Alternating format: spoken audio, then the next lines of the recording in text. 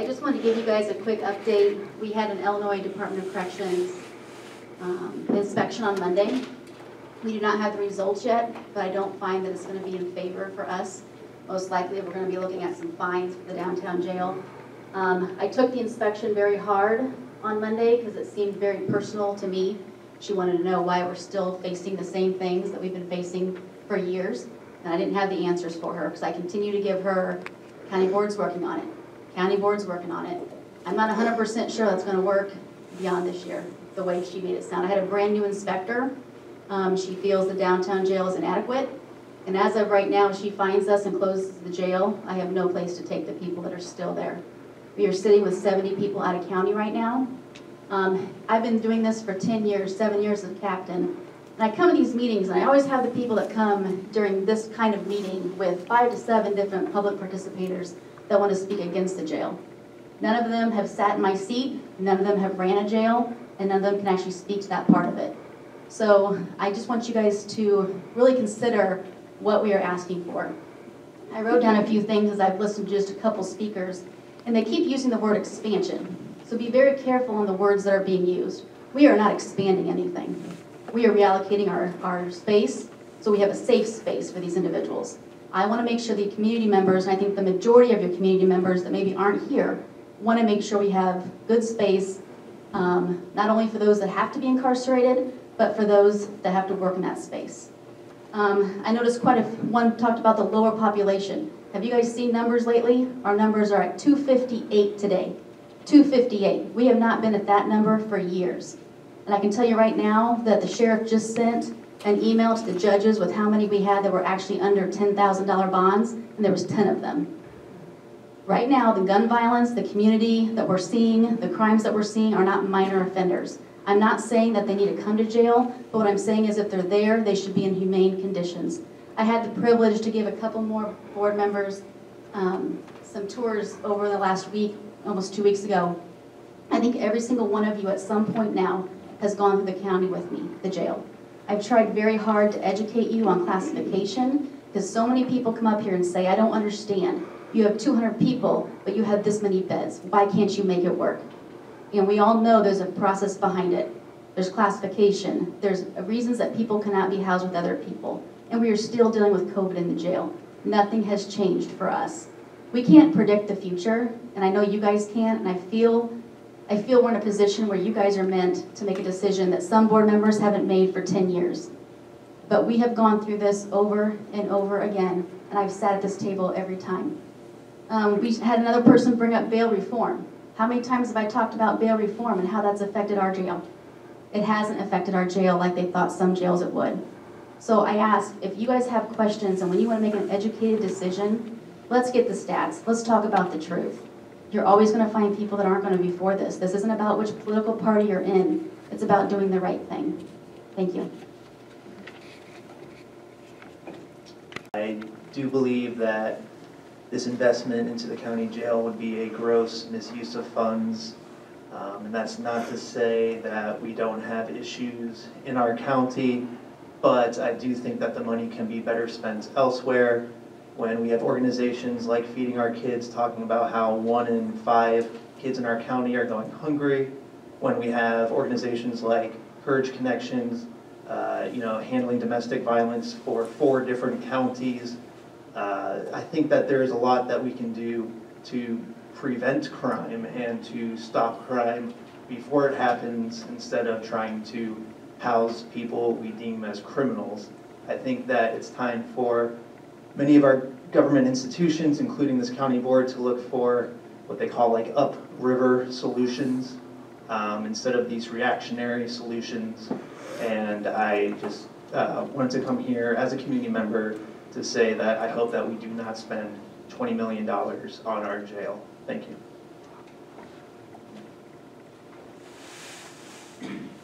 Thank you. Next is Drake.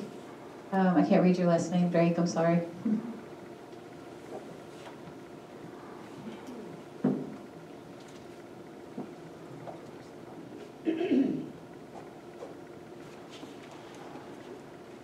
Do I have to hold the button down? No. Okay.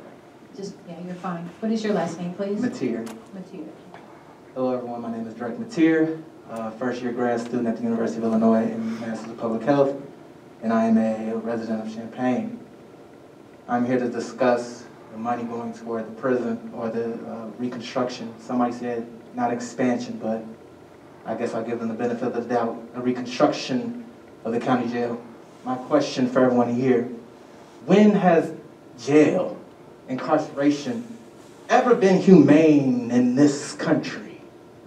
It has never been humane. How are you going to say that we're making a jail system more humane because of reconstructions, but you're not actively giving the children outside of the jails proper social and emotional learning programs for them to develop themselves? What about the homeless individuals who know that they will seek or receive half, I'm not going to say the word, but trash medical care and costs in county jail before they get it at Carl Hospital, before they give it at other institutions outside of the prison, outside of the county jail? Toya Frazier died in the county jail. Veronica, she died in the county jail. Talking about increasing mental health access or systems in jail, but then you put them into solitary confinement, which has been proven to break individuals down in a matter of hours. And then $5 million, $5 to $10 million from the rescue plan? Who are we rescuing by giving money to the county jail besides those who will receive the contract to build those, to reconstruct the county jail, to implement those medical care costs? But here's one thing that I have to say. Yeah, a lot of times, and it's been said, everybody done seen the 13th documentary. People should have read New Jim Crow. As much as surface level as it is, it's stated that many county jails and many prisons make contracts with corporations that give them the money and they do not fulfill the requirement of that contract. They make contracts with medical care companies to ensure that prisoners get medical assistance. That never happens. My question is, why can't we use some of that money to go to restructuring the housing situation here? Because Champaign has been voted, not voted, my fault, was ranked, I believe, 16 or 15 in the nation for bed bugs. That is something that is inhumane that people have to deal with. It is a shame that there are so many individuals who we have come in contact with who say they would rather, not rather, but who may commit a crime because they know they will receive some heat, maybe some food or medical care within the jail. That's asinine. That's actually embarrassing.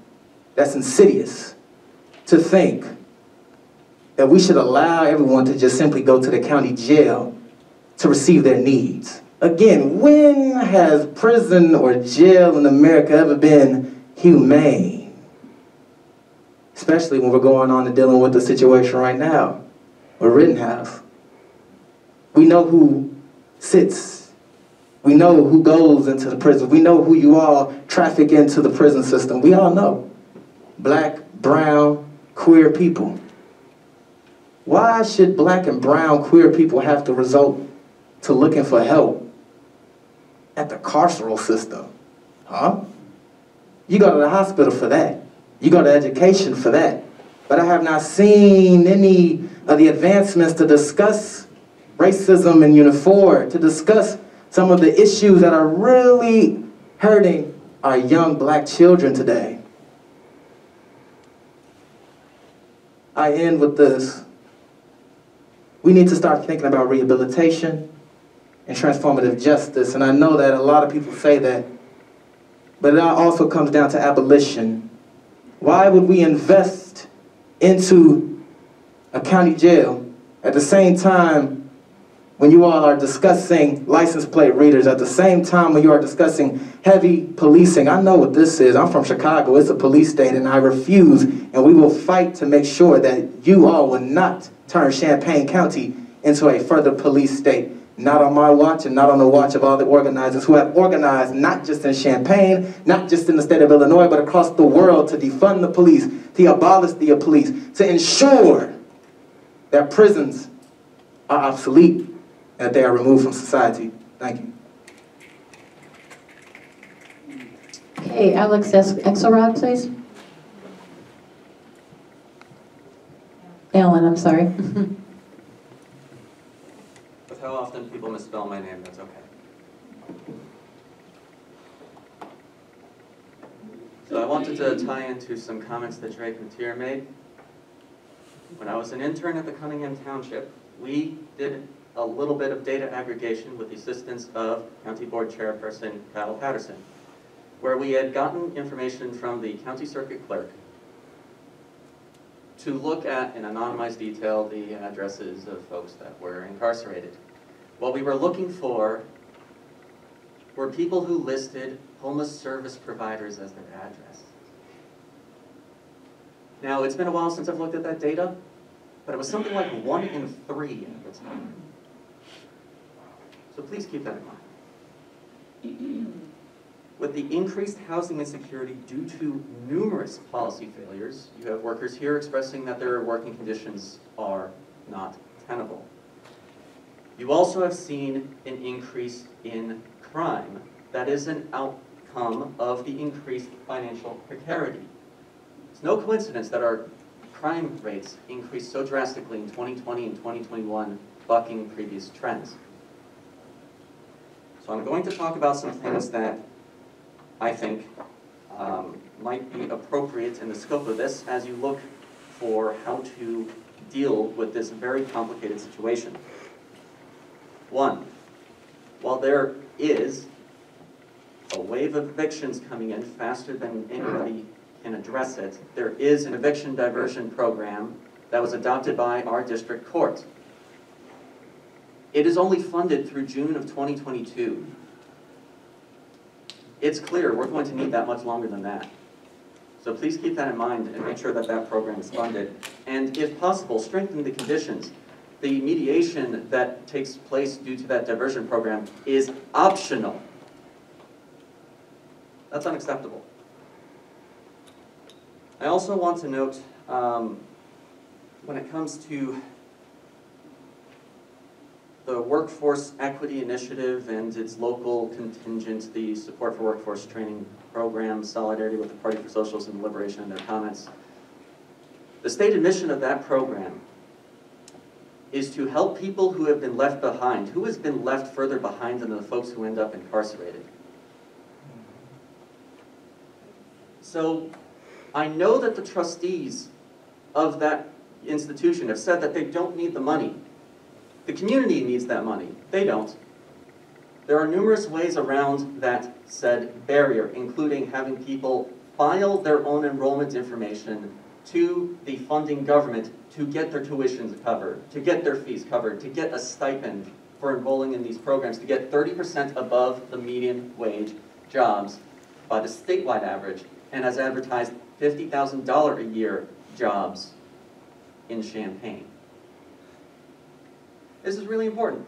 How many people that earn $50,000 a year are shooting up an apartment complex with an AK-47? There's an uncomfortable link between the pressures that cause people to commit crimes, and some people can blame them, that's okay, from the perspective of coming from where you're at. When you look at things that are used to keep us safe from airplane failures, it's called probabilistic risk analysis, they look at the combination of human and systemic factors. It's not one, it's both. So please keep that in mind.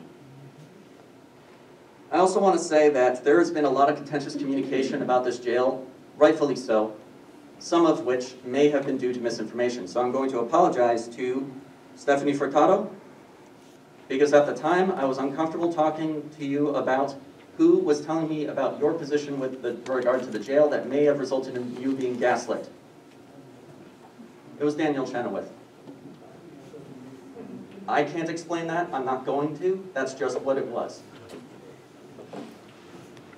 I also know that there's a concern about the sanitary districts, just to go off onto a brief tangent. The Maintaining Access to Essential Services Act includes funding for sanitary districts. It's not just a loan, it also includes the ability to forgive that money. So this is money that the resolution that has been recommended from the County Board of Health can bring to this county. Have a good night.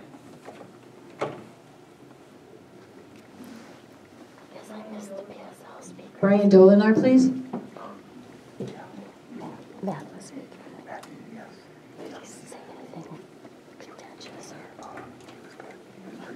Good evening, I'm Brian Doliner. I live in Urbana. I'm super nervous. I haven't been to one of these in a year and a half. I just haven't because I'm a little blunt, yeah, just because people in 3 dimensions tonight is really weird to me.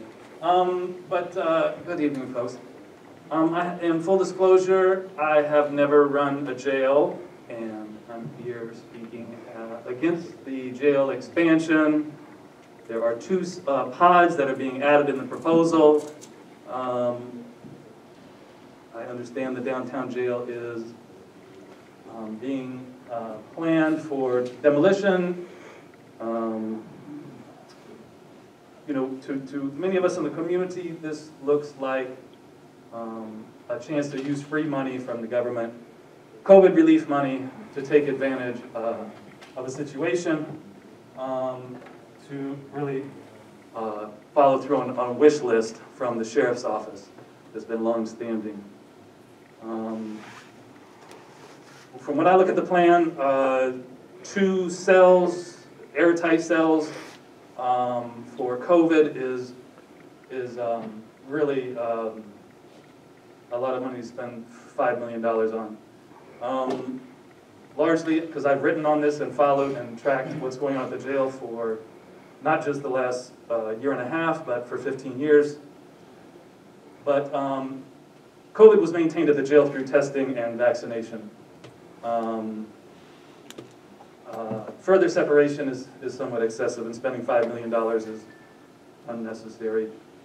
At the height of COVID, and I reported on this, the low point was 147 people at the jail, in custody, at the 2 jails.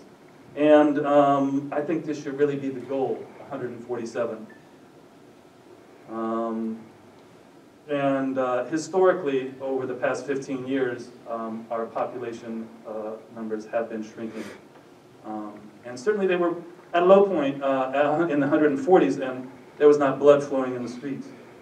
So I think this is an achievable goal and something we should strive towards.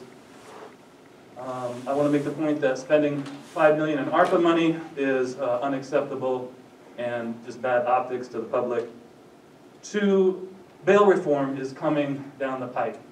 It has, contrary to what I'm hearing, some people said it's already taken place or it's going to take place soon. It's happening in January 2023, a year plus away. So there's no, in my view, no real need to be looking forward to jail building or rehab or beautification until bail reform is in place, which will, I think, address many of the problems and population problems. The spike in violence now, I think, you know, what we've seen is something that's going to be pretty temporary and likely in a year or 2, not be as severe as it is right now. We should point out that those most resistant to bail reform have been judges and state's attorneys, but through statewide legislation, the Pretrial Fairness Act, I think this will help a lot. The numbers have gone up from 147 since April of last year. The numbers are rising, not just a response to the violence in the community, but because of the resilience of mass incarceration in the United States, which even in the face of a pandemic, we cannot let go of. The prison population in the state, more people were released the year before COVID than in the year after. We cannot give up this idea of mass incarceration. I followed the case of Shamar Betts. He was a federal detainee, arrestee, charged with inciting a riot. We provided support. We raised $1,000 for him. He was put in on he was given 4 years in prison, $1.5 million restitution. He spent a year in the county jail. Some of us are in contact with him. Shamar said his time in the jail, his biggest concern, he did not say it's a humanitarian crisis. He said, I wish we could have gone outside to get some fresh air. some fresh air that people at the jail don't get any fresh air. So I would urge the county board tonight to delay this vote and allow time for some fresh air on this topic. Thank you. Next is David Cisneros, please.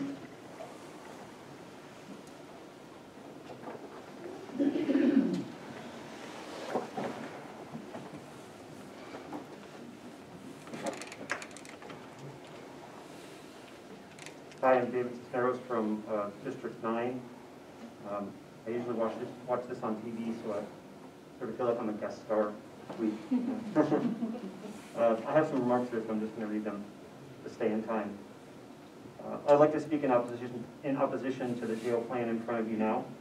I agree with much of what's already been said by others, and I want to elaborate on them and also address some of the board members' comments about the proposal that I've heard over all of the jail committee meetings. First, as other people have said, I think this plan is a misuse of county and federal funds. The $5 million in ARPA funds it uses to expand the jail are actually meant to help the county deal with and recover from the COVID pandemic. The $13 million in bonds that it commits the county to could be better used to serve the community rather than, unconstitutionally lock up its members, as other people have said. Many people have already made these points. The most effective way to deal with the conditions in the jail is to, not jail them, to let people free. And this is even more obvious given that 70% of people incarcerated now are held in pretrial detention, which is a practice that will be ended in the state 1 year from now. What sense does it make to waste, $21 million on jail expansion or renovation or whatever, consolidation, when it's likely that most of that capacity wouldn't be needed in 12 months? Last week, in particular, one of the board members claimed that this jail expansion was meant to keep people safe. And I think this just isn't true given everything that people have been talking about tonight. If we want to keep people safe, then we should spend money on programs that address community needs and think about implementing the Pretrial Fairness Act so that those people are safe and out of incarceration. And second and last, I think this plan will do harm. It won't address community violence or safety needs. Building a bigger satellite jail will not address the causes of this community violence that we've been seeing. It'll create, these flexible pods in the jail that they can repurpose, but it won't address those issues and will continue to, harm the people in incarceration. I think, we need to invest in housing, job opportunities, mental health care, evidence-based violence prevention programs like those that have been presented to the board several times already. Again, I've heard board members say, we already have social programs and they haven't been effective. But I think, I'd like to know when was the last time the county board has, contributed the amount of resources to community programs that it's proposing to contribute to the jail.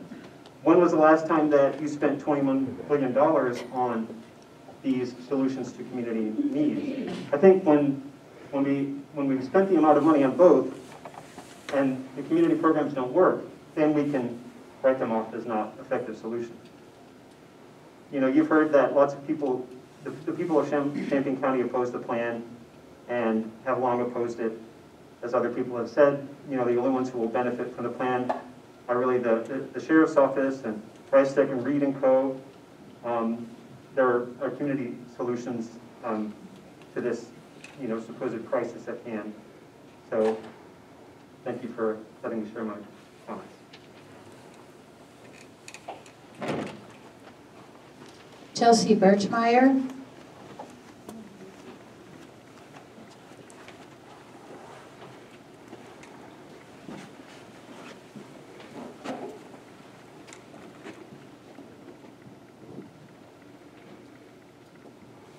Hi, my name is Chelsea Birchmeyer, and I'm speaking today on behalf of the Champaign County Bailout Coalition against the proposal to spend the ARP's Coronavirus Recovery Fund money on the Champaign County Satellite Jail.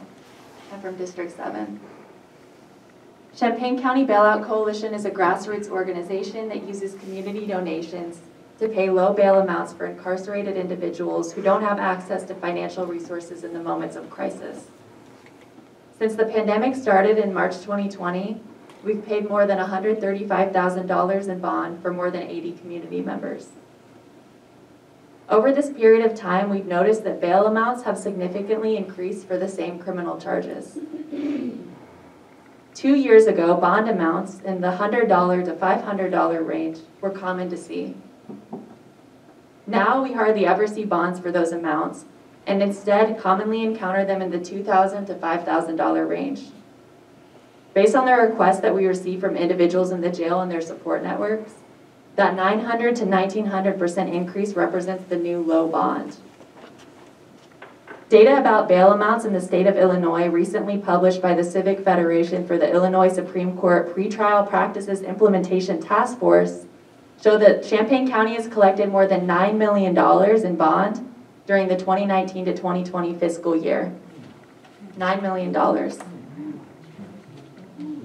That amount represents a more than $5 million increase from the previous year, compared to the $600,000 increase in 2018 to 2019 and $150,000 in 2017 to 18. These dramatic spikes are actually unique to Champaign County. In general, since 2017, the amount of bond collected in other counties has either remained relatively constant or decreased. Champaign County's ballooning bond amounts are disappointing to see after 2017's SB 2034 bill, the Illinois Bail Reform Act, which obliged courts to assign bail based on the charged individual's economic means. Clearly, that legal imperative hasn't been heeded in Champaign County, and in defiance of the decision, our courts and jails have dramatically hiked up bonds without regard for the violence and trauma their practices are disproportionately introducing into the lives of Black and working class families and communities. We know that the conditions in the jail are not livable, especially with COVID, overcrowding, and poor ventilation. But when Champaign County Bailout Coalition bails people out of jail, we get to see the other aspects of people's lives that are disrupted too. People lose their jobs, their education is interrupted, they can't receive care for chronic and sometimes life-threatening health and mental health conditions, their families can't pay rent, they can't afford food or health care, all because they can't afford bond. The most common thing we hear when people call us is, if I stay in jail for one more day, I'm going to lose my job, and my family isn't going to be able to afford any of the things we need to survive. And those aren't livable conditions either. In keeping with the ARP's spirit, we urge the county board to use this money to support the implementation of the Pretrial Fairness Act, which would alleviate COVID by eliminating cash bail in Illinois by 2023 and release people from the dangerous conditions in the jail. Implementing the Pretrial Fairness Act will address both the unlivable physical conditions of the jail and the unlivable conditions outside the jail that threaten people's livelihood and well-being. You could also invest in viable and supportive alternatives to pretrial incarceration, such as housing, job opportunities, mental and physical care in the community, and evidence-based human-centered violence prevention initiatives. For a healthy and safe community, we ask that you vote no on the proposal to spend $5 million of the ARP funds on the Champaign County Satellite Jail. We won't build a society free of harm by funding the institutions that perpetuate it. Thank you. Okay, Hiba Ahmed.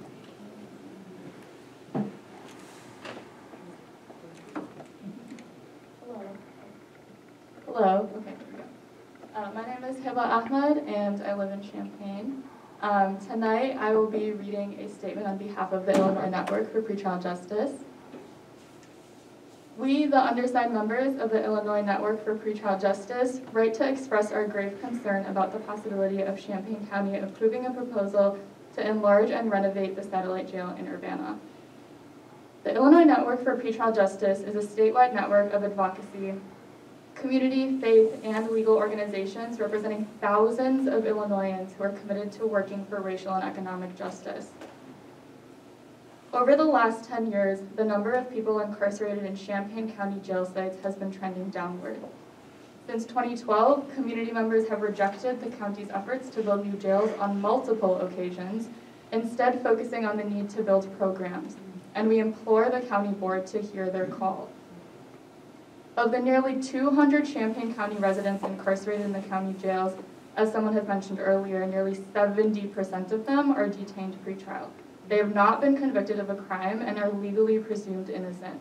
And many are jailed solely because they cannot afford to pay a money bond, which is an unconstitutional practice set to end in Illinois by January 1st, 2023, when the Pretrial Fairness Act takes full effect, as others have mentioned. After Illinois ends the use of money bond, the number of people in county jails is expected to decrease significantly. So in preparation for these changes, the Champaign County Board can best serve its residents by exploring and investing in viable and supportive alternatives to pretrial incarceration. These have more long-lasting benefits than any investment in a jail expansion could even hope to achieve. Pretrial incarceration inflicts myriad harms on the people subjected to it. Many people face economic destabilization, as we heard from Chelsea in her involvement with the Champaign County Bailout Coalition, including loss of work or home, and even a loss of custody of their children due to time spent in jail while awaiting trial. Even 24 to 72 hours is enough to put this devastating domino effect into motion, and these harms, as we know, disproportionately impact Black, Brown, and poor community members. Jailing people for weeks or months can also have terrible impacts on their mental or physical health because jails consistently lack capacity to provide quality mental and physical health care, which includes substance use disorder treatment. So, infusing millions of dollars into the expansion of this type of facility promises to do harm rather than good for Champaign County residents. It is especially troubling that this proposal includes investing $5 million of the county's COVID-19 relief funds in the county jail. Rather than spend the COVID-19 relief funds on incarceration, we implored the board to consider investing these resources into institutions and infrastructure that have been shown to truly promote community safety and well-being. I will repeat, as others have mentioned, these include housing, job opportunities, mental and physical health care in the community, and evidence-based, human-centered violence prevention initiatives outside of policing. Investing in programs like these will guarantee great improvements in the lives of Champaign County residents, both people currently in the community and those incarcerated, who would be better served by receiving supportive services here. Not only are these suggested spending allocations for COVID-19 relief funds more evidence-based and effective, but they're also more forward-looking. Thank you for your consideration, and we hope you will prioritize the best interests of the residents that you serve. By funding the community resources and violence prevention programs instead of jail expansion, Champaign will have the opportunity to create the safe communities we all desire. Thank you. And lastly, we have Luke Lee.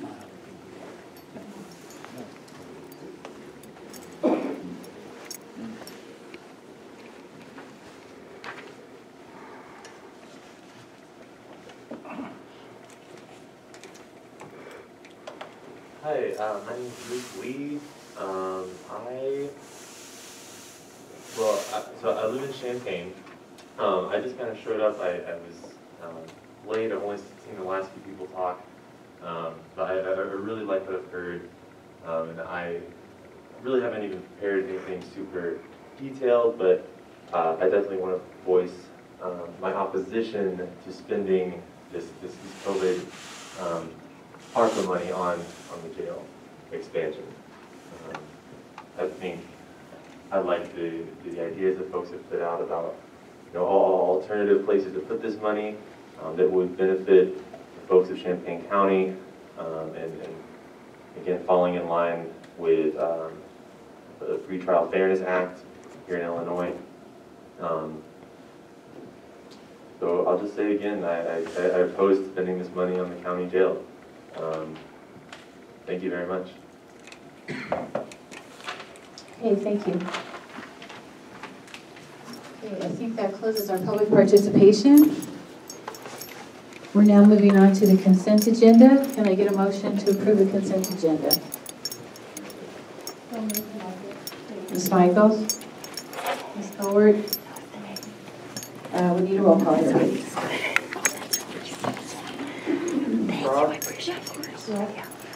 Summer? Taylor? Yes. Northland? Yes.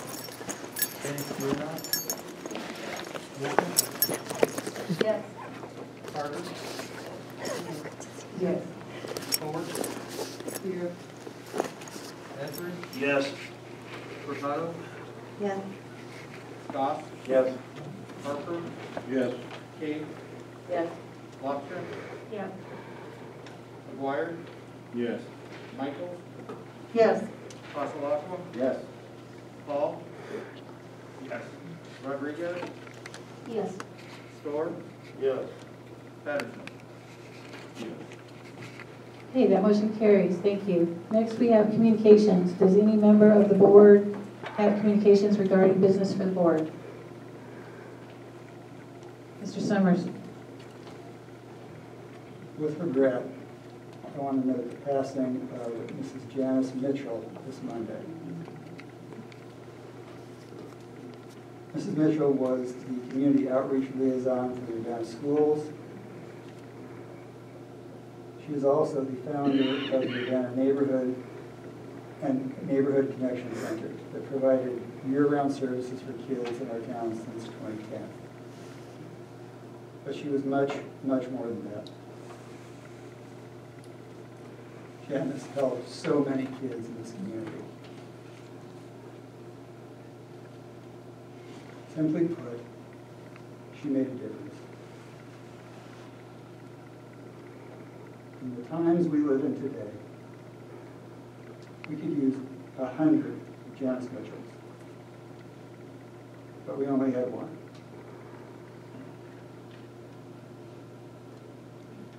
Her passing is a tremendous loss for our community.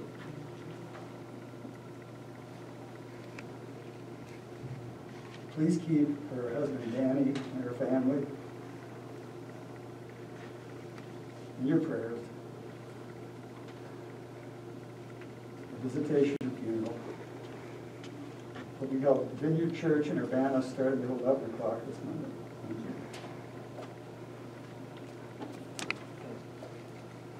Ms. Rodriguez. Thanks. First, I just wanted to note in the record, I don't think I need to read it aloud because it was already read during public comment, but the letter from the Illinois Network for Pretrial Justice. I just wanted to note that. I feel like I'm going to eat it if I get any closer. Okay, so to repeat myself, Illinois Network for Pretrial Justice, it was quoted pretty extensively, so I don't feel the need to repeat it. But tonight I've also been asked to read from Danielle Chenoweth, and I'm going to emphasize the parts that have not yet been addressed in public comments.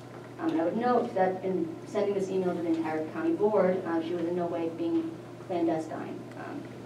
Okay, so here we go. Dear Democratic caucus members of Champaign County Board, I appreciate the service, public service of this board and the diligence of those who have worked on a proposal to address the long-standing need to close the downtown jail and to attend to the safety and well-being of those in the satellite jail. I have tracked and provided inputs on proposals to build onto the jail for 6 years. I have read every major document on the various proposals. And in 2020, I helped research and produce a 30-page report on the history of the conversation and possible solution. In parentheses, it is still relevant. If you have not yet read it, please do. Also, as township supervisor, I serve many people who are confined in the Champaign County Jail, and I have a stake in their well-being. I am writing with 3 concerns about the current $20 million jail proposal, construction proposal, before you take the vote tonight. I'm going to emphasize the first one because it has not been addressed. That's mine, emphasis mine. The first point is the public is not sufficiently informed on the vote that you are about to take. You are scheduled to vote on a $20 million jail construction proposal 2 days before Thanksgiving week. And when there has been weaker media coverage and not a single well-publicized or attended conversation on this topic of great public interest. You held numerous well-publicized public hearings on the $40 million in American Rescue Plan funds, but not a single similar kind of event for this $20 million jail proposal. Why? I myself have been confused about the emerging proposal. Over the past month, I have been told that $20 million was a starting point for the discussion, and that the American Rescue Plan dollars were not needed for this, and that decisions would likely be made in 2022. Only 3 days ago did I become aware that the vote is for the full $20 million, including $5 million in American Rescue Plan dollars, and that is happening now. going to skip ahead a little bit. You owe it to your constituents to provide us with your plan, the reasoning, the financing, and to answer our questions prior to the undertaking this decision. I urge you to hold a truly public meeting with publicity, a press release, and a location and time that can be attended in person or remotely prior to voting. I expect my county board the county board members to communicate proactively with the community, to engage in a collaborative jail design process, and propose any jail building in the context of a larger democratic vision for meeting human needs. More incarceration means more social disruption in other communities. That's all. Okay, thank you. Anything else from the board?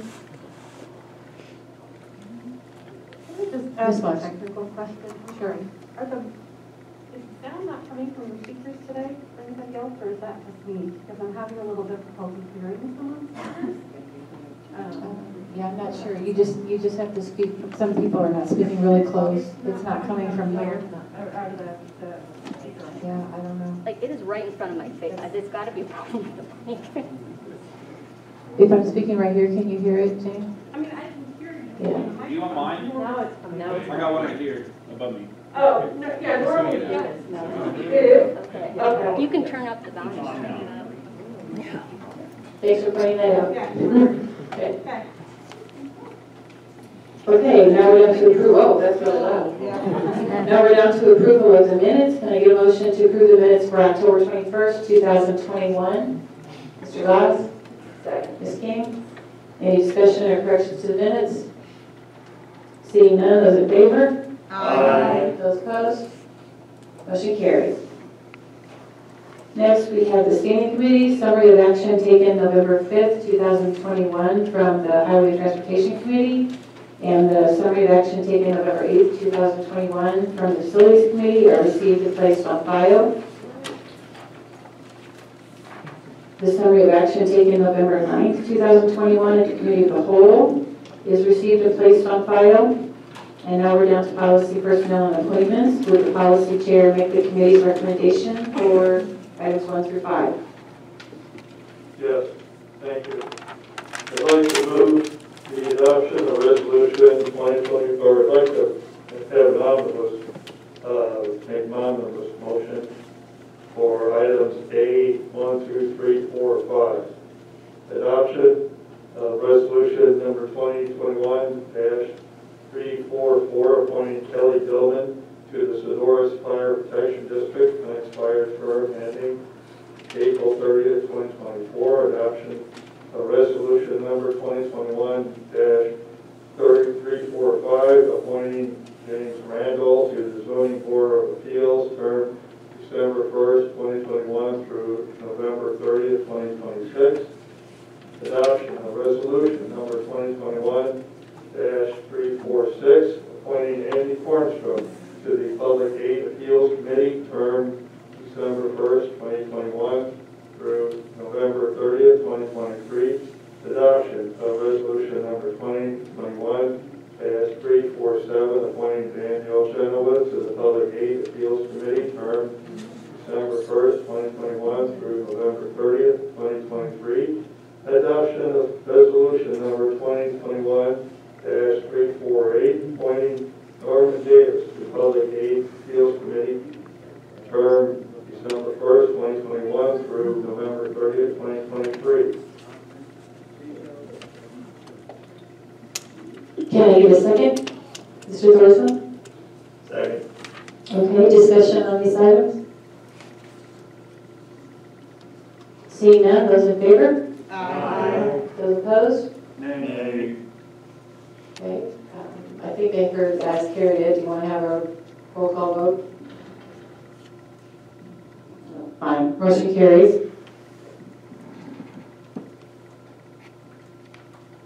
Would the policy chair make the committee's recommendation on item number 6? I'd be glad to.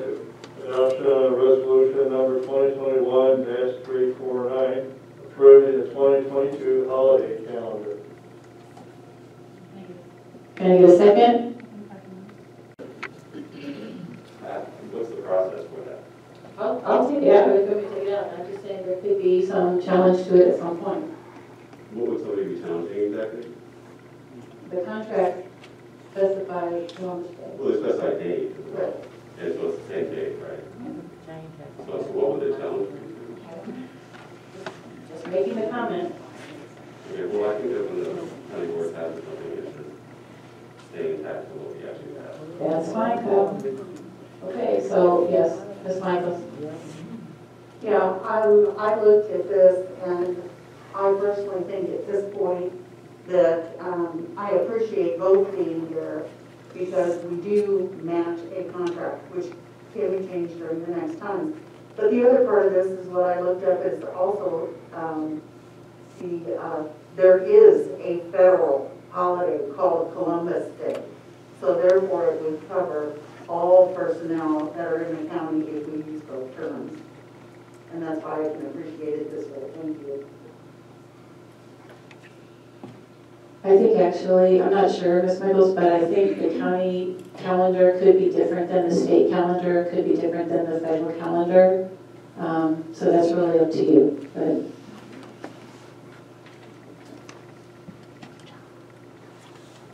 I'm sorry, did someone else raise their hand? Mr. McGuire? Sorry, thank you. Yeah, I have the same issue with the contracts. We're unaware of what any of them or all of the contracts state as far as responsibility requirements for holiday changes.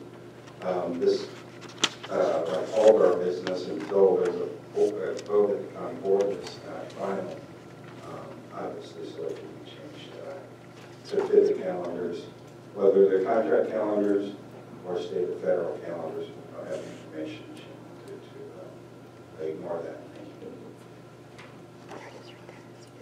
you. Anything else?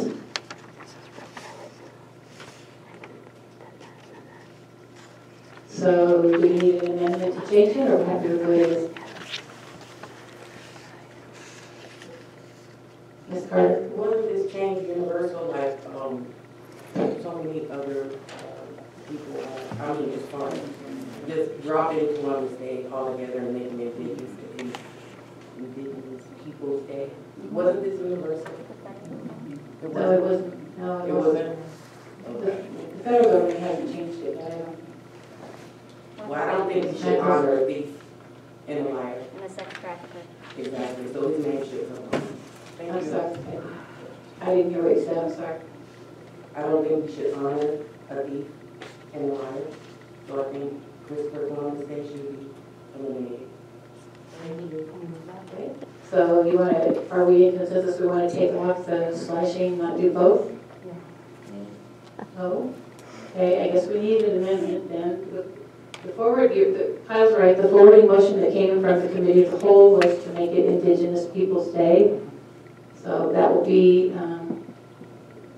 but this is the way it's appearing tonight. So we need to make a decision, a motion or something. Ms. Stroud? Move to amend the adoption of resolution number 2021-349, including the 2022 holiday calendar to strike the words Columbus Day.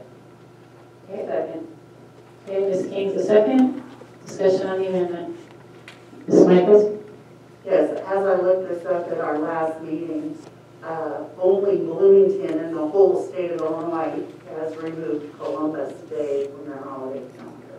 Thank you. Okay, Mr. McGuire? Yeah, I think Columbus Day has a certain date in history and significance in the history of this country. I'm not sure that dropping it completely means that we're actually having the correct holiday for the country. He shouldn't be celebrated. He should not. Right. Ms. King? Thing is, it doesn't drop the day. It just remains it. You can call it the December, you can call it the whatever the 10th holiday. It doesn't matter as long as the day's off, right? Right. So. Yeah, as long as it's on the county calendar and that's the day we call it, I think that we can take that day off. It will not change the contracts in the sense of the number of days, but it's just which days, and I guess if we put the date, it probably won't be as confusing, so that's fine. Okay, we're waiting on the amendment. Those in favor of changing the calendar to take out the Columbus Day entirely? Aye. Aye. Those opposed? Aye. Okay, I think that passed. Going back to the original amendment with that change. Those in favor? Aye. Those opposed? Aye. Okay, that also passed. Thank you. Okay, now we're to the Finance Committee. With the Finance Chair, make the committee's recommendation for item 17. Mr. Cotto? Sure. The adoption of ordinance number 2021-13, fiscal year 2022, annual budget and appropriation ordinance, Champaign County, Illinois. Second? Mr. Summers? Any discussion on the budget? Okay, hearing none, we're going to do a roll call vote for this, please. Straub, Yes. Summers. Yes. Taylor, Yes. Dorsman, Yes. Standish Spirit, Yes. Wolfen, No. Carter, Yes. Howard, Yeah. Esri, No. Furtado, Yes. Goss, No. Harper, Yes. King, Yes. Lapshin, Yes. McGuire, No. Michael, Yes. Passalacqua, No. Paul, Yes. Rodriguez, Yes. Storr, Yes. Patterson. Yes. Okay, motion carries. We have a budget for next year. Yay. Okay, next we have the special committees. The Jail Facilities Committee has completed its work. The summary of action taken on November 3rd is received and placed on file. Would you like to make a motion about item 1, Mr. Patterson? I'd like to move adoption of resolution 2021-350, approving the construction and financial plan for the Champaign County Jail Facilities, recommended by the special committee. And to detail what that is, for the summary of action, we're approving the August 19th, 2021 Rice Reed and Company Champaign County Public Safety Facilities Master Plan update with the addition of an HVAC geothermal option with new additions. And what should also be in here for what we passed is a renovations of the former medical facility for programming purposes. And the financial plan would use capital asset replacement funds to cover the jail design, the $2,289,547.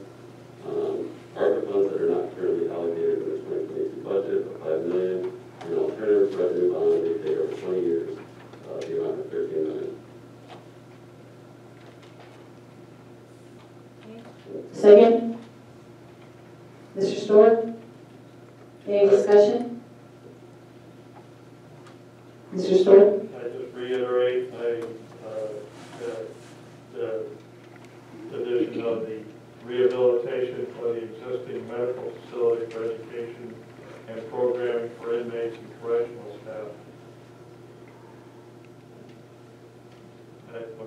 Did I understand that Mr. Patterson, Chair Patterson, included that in the motion, which was not actually in the packet, but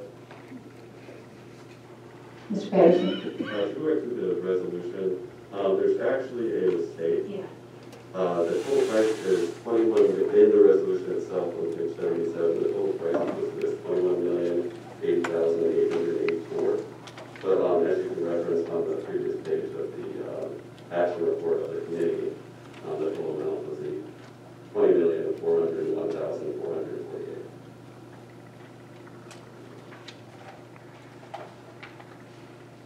And that includes the geothermal that you added? Yep, yeah, no, that's everything. Okay. So you're proposing this, the first amount was 20,000?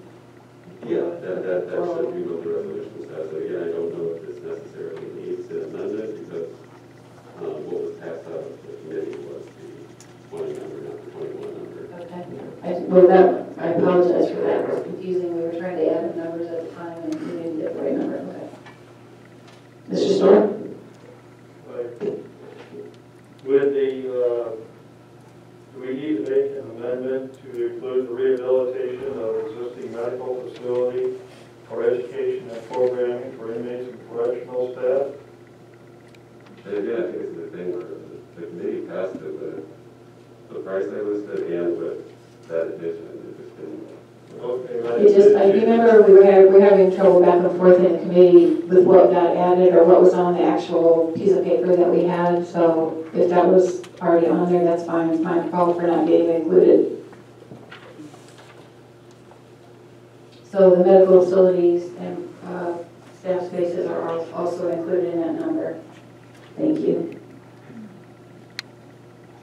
So just to clarify, so this would be the former medical facility, and it would be renovated for programming. I think you said something about staff. Prior, yeah, okay.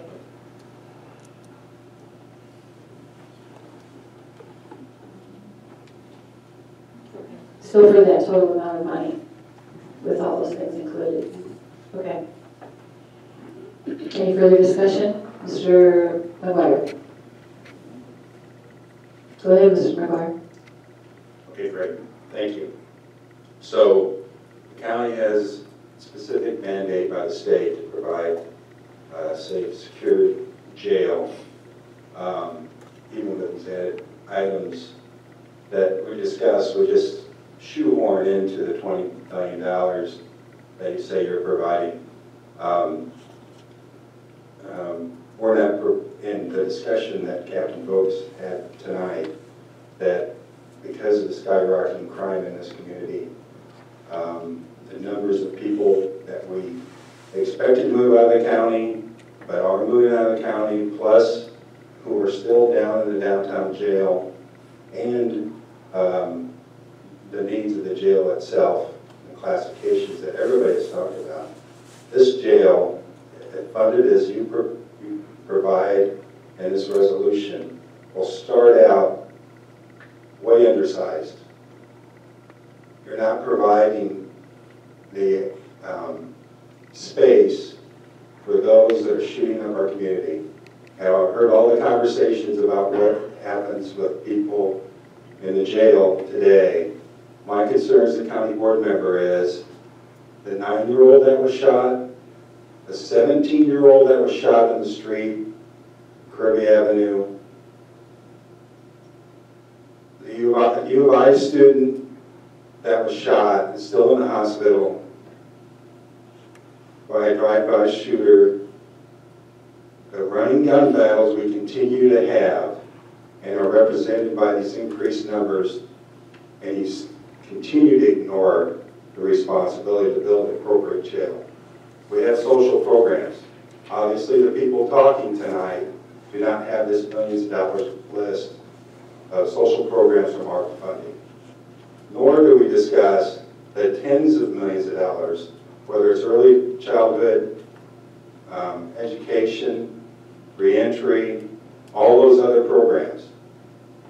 But we're siphoning off every single dime except for $5 million from ARPA funding. Even though some of these programs, like the reentry program, are underused by the very people that we're talking about that are creating the most crime in this community. We're not providing this place to put them. Nobody comes to this jail because they're smoking pot or jaywalking. It's all violent criminals.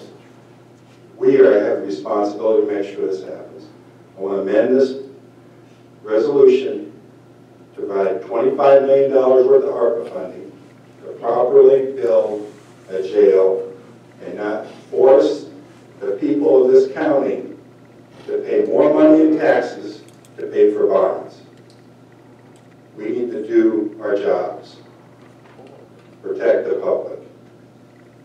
That's an amendment. Thank you. Is there a second for the amendment? So I'll second it. Mr. Harper, any further discussion on the amendment? Yes.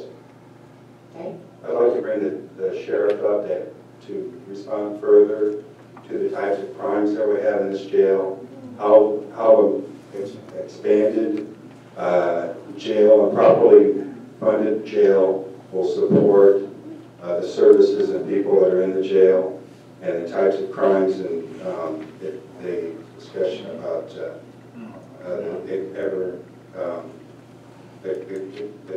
number of increasing crimes that we have in our community that aren't being addressed. Thank you. If we could do that.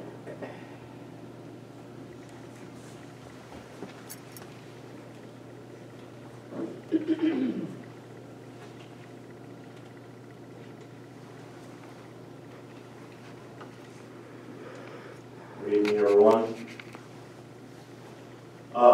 So I did not bring my list of the reasons why people are currently in jail. That list is publicly available on the website. It's updated every single day. I will say that I spent several hours the other day going through monuments and looking at offenses and things like that of individuals in custody. It's something that I like to do with the state's attorney's office quite a bit, just to make sure that anybody who could be released from jail is getting a fair shake at that. I did notice the trend of several inmates have a UUW, unlawful use of weapon charge, an aggravated battery with a firearm charge, or a felon with a weapon charge. We do have an increased jail population right now, and I do believe that that will go down eventually, but that is going down from our increased population, not necessarily from our average of 185 to 200 that we're generally seeing. So as Captain Vogus mentioned earlier, we have an extremely high jail population right now because of things that are going on in the community. You know, to speak to bail reform, I don't know what's going to happen in 2023. I've spoken with the state's attorney's office at length about this. We've evaluated different things. We're starting to see the AOIC through the Supreme Court starting matrices and things like that, so we can start looking at our jail population and how that might change. The opinion of the state's attorney and I right now, with the limited information we have, is that our jail population is likely not going to change very much after 2023, given the charges right now. I can't speak to the bails and things like that because I don't set bails. I don't choose whether somebody's in jail or somebody's not in jail. The judge says somebody's remanded to my custody, and I'm responsible, you're responsible, for providing a safe and secure environment for that while they're remanded to my custody. Jim, I can't remember what the other questions that you had. No, I think you pretty well covered it. Right now, I think the number reported in the newspaper is that there's 270 people either in the downtown jail, out of county. You probably don't have a specific number, but we're talking about building a jail of like 200 or something like that. We're consolidating the jail, so there's about 216. Maybe we should answer that question. You probably. So right now I have 193 between the two facilities, and I have 67 being housed out of county for a total of 260.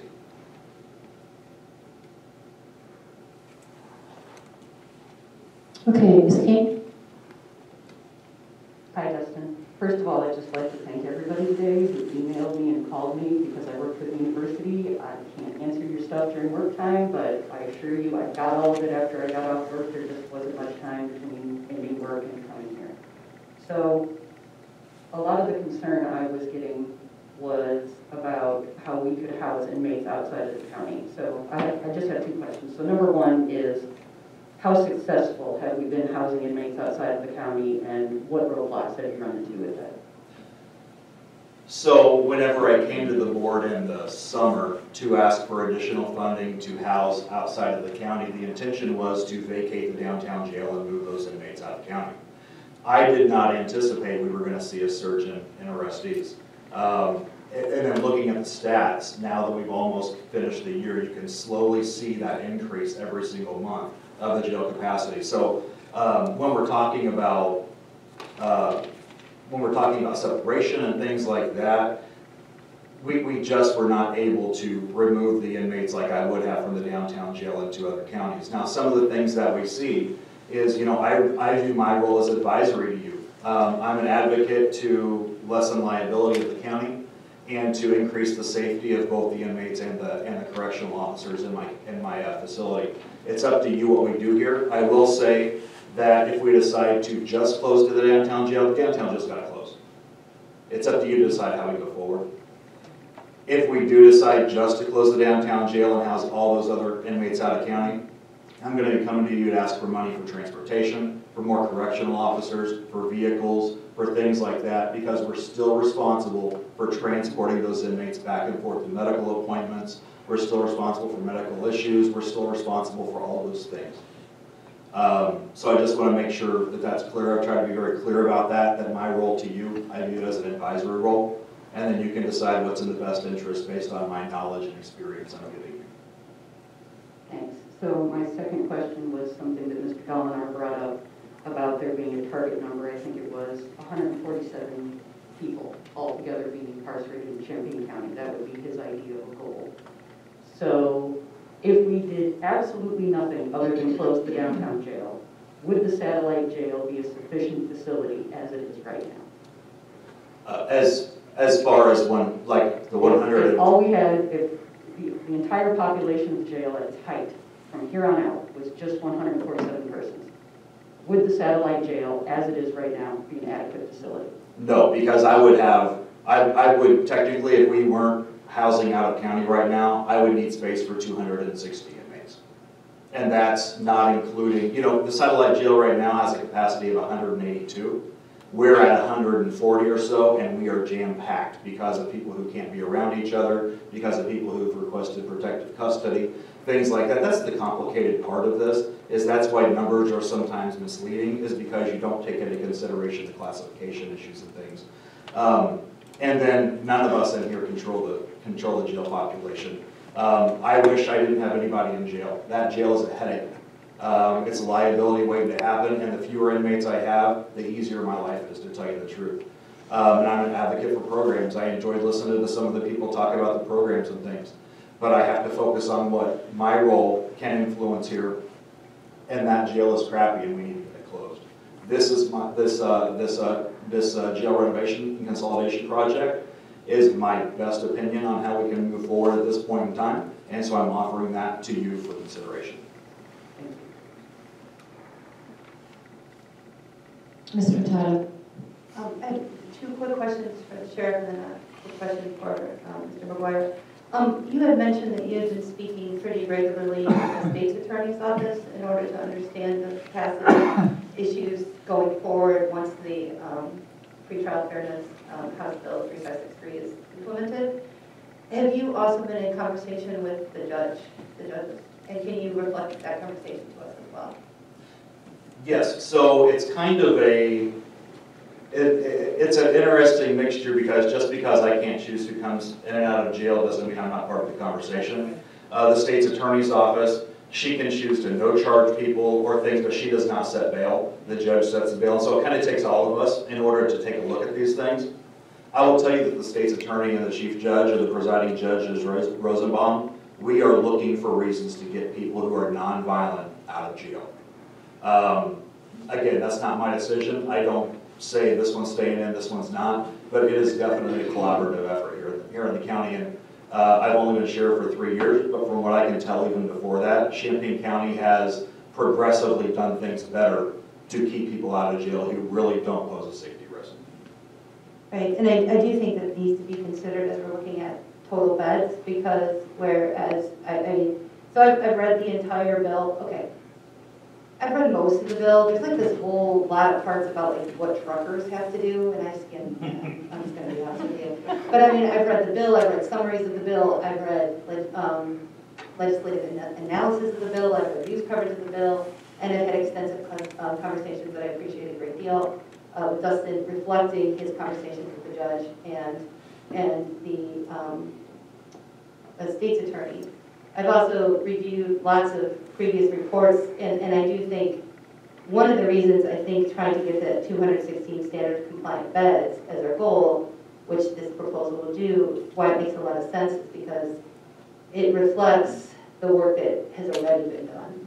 Whereas I do think, and I hope, and I'm glad to hear, that the analysts of the bill's impact statewide are anticipating a 40% decline. And I think that's fantastic, and applaud that, and I think it's a long overdue, necessary step towards racial justice. Champaign County has taken some of those steps already in ways that some other counties have not. And so for when I look at the target of what we're doing, that is incorporated into what I'm thinking about. My other quick question I had for you is, I know when we were trying to put people out of the jail into other counties, that one of the issues that a lot of us were concerned about was would other jails take them based on charges? And have you run into that at all, or have you been able to move everyone you wanted? So I can't specifically, I'm sorry, were you finished, Stephanie? Okay. I can't specifically talk, I have a lieutenant who focuses just on classification. That is her full-time job, is to see where the pieces can fit. I will tell you that we have had, in one instance, somebody who was arrested and housed in another jail, and that jail then called us and said, you need to move him now because he destroyed the area that he was at the jail, and they just were not willing to house him any longer. That is an extreme instance. Most of the sheriffs I talk to, I would not accept somebody who has mental health issues or somebody who has, aggressive issues or things like that. I would not accept them into my jail. Not that we accept other inmates, but that's what we're finding is sheriffs do not have to accept the inmates that I ask them to take. They can pick and choose who that is. They can bring him in there. Or they can't. It's completely up to them. The thing that I have found, though, and the reason why I believe that instead of housing out of county and consolidation and renovation is the better way to go at this point, is because we have heard it provides barriers for attorneys speaking with their clients, and that may prolong their in custody status. It prolongs family members being able to have those visits with their family members within custody. It's instead of a 5-minute drive or a bus drive, now they've got to worry about going to Clinton or Kankakee or somewhere like that. Those are the things that we've really been struggling with the problems with housing out of county, because we don't want those barriers to be there. But we have really had no choice in some instances. Thank you. And then if I could have your forbearance, this is more a technical question for Mr. McGuire. As a member of the jail committee, correct, you were on the jail committee, I'm going to need just a little bit more specificity into what exactly it is you're proposing in order to have a coherent vote on it. So the proposal that we have right now is a funding proposal that's tied to a specific plan proposal. And it's a tri-part proposal, right? So it has bonds, it has ARPA money, and it has capital money. So you're proposing $25 million in ARPA money, but it's unclear to me if you're replacing one or both of those other parts. And then because those tri-parts have a specific dollar amount that are based on our scoping document for specific items, a round number like $25 million, I'm uncertain what exactly it is you're trying to accomplish, because I don't believe that accomplishes, I'm guessing maybe you're trying to get to a third pod, but that dollar amount on its surface won't do that. And so I guess I'm just going to need a little bit more into what exactly, how you're breaking down those funds, and then what exactly you're trying to do to edit the proposal that those funds are attached to, so that I can make a coherent vote. Well, thank you for that question. I guess I'll ask the sheriff a question and kind of get to where you're talking about how the funding is dispersed or used, and then maybe ask Dana to come up and answer some questions. The question I wanted to ask was, I think the number of people you expected to move out of county by closing the downtown jail was 60 or 70. Now we're talking about, if we close the downtown jail, 130. So we're almost doubling that number. So where do those costs come from? How do we pay for that? Then the question for Dana, as I understand the construction, we're talking about $21 million just to have the minimum. But now, what is the cost of renovating the medical rehab and the thermal, and how much does that take out of that $21 million? Because what I'm trying to get to is properly funding the jail so there's space to take the real violent criminals off the street. Because I'm told by the officers in Champaign that they'll stop somebody that has multiple charges and a gun, and they're told we don't have any space in the jail and they're put out on the street. Now you're wondering who's shooting up the cities and these kids, and they're people that they don't have space here in our jail because we're not building a jail big enough to do it. Now I'm getting tired of it. The public's getting tired of it. They won't go downtown. They won't shop in Champaign. They're afraid they'll be shot. No, there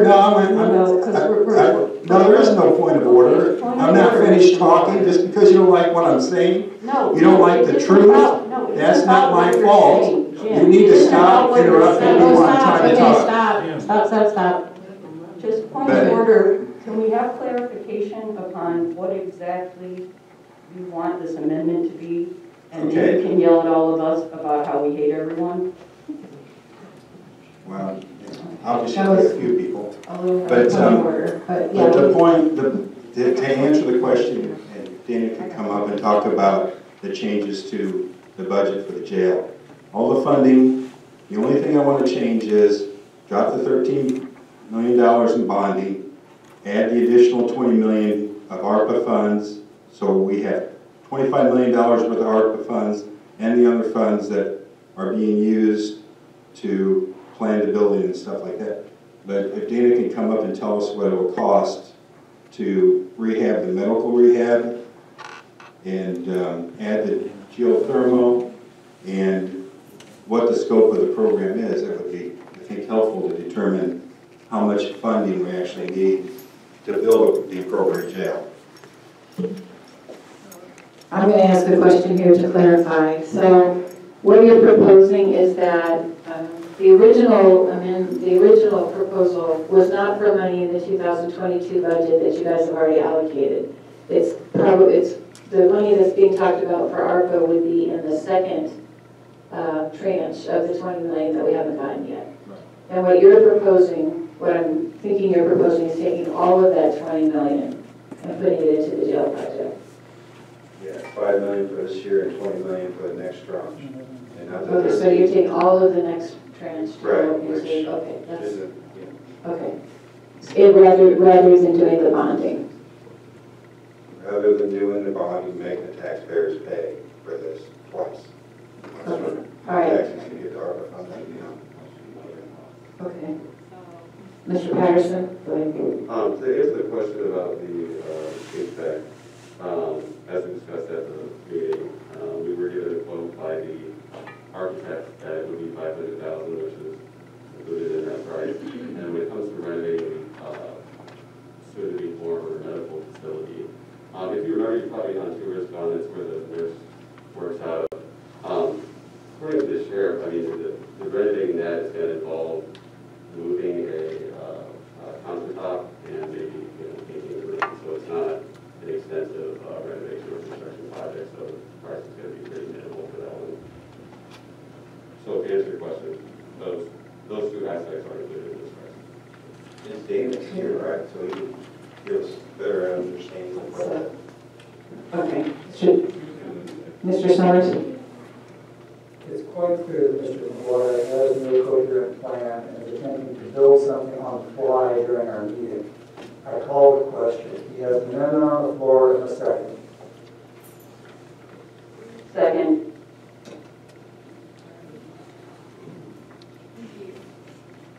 The question has been called. Thank you. Do we need 2/3 vote? we're not interested in having full information from our facilities manager. You know, if you would have showed up to the committee meeting, you would have had this already. I tried to attend the meeting and all of a sudden you weren't doing Zooms anymore. I was in Texas. Yeah, we need a 2/3 vote for this, so we're going to do a roll call. Rob. Just to clarify, we're voting on Calling a question. To end the discussion and calling a question. Yes. Summers. Yes. Taylor. Yes. Dorsman. Yes. Kenny Spearhead. Yes. Wolken. Yes. Carter. Yes. Covert. Yes. Esri. Yes. Furtado. Yes. Goss. Yes. Harper. Yes. King. Yes. Lockton. Yes. McGuire. Obviously, no. Michael. Yes. Hasselhoff.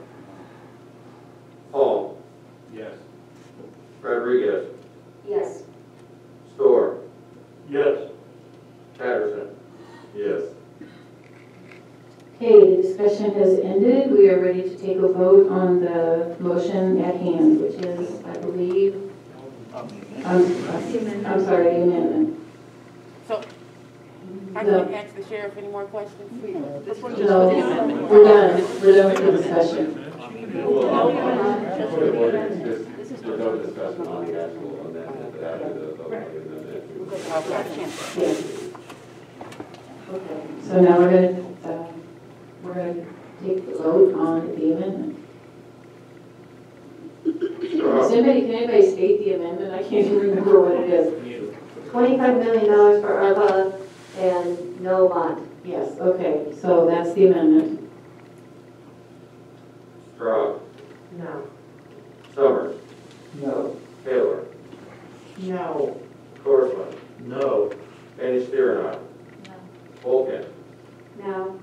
Carter. No. Covert. No. Esri. Yes. Furtado. No. Goss. Yes. Harper. Yes. King. No. Lockton. No. McGuire. Yes. Michael. No. Hasselhoff. Yes.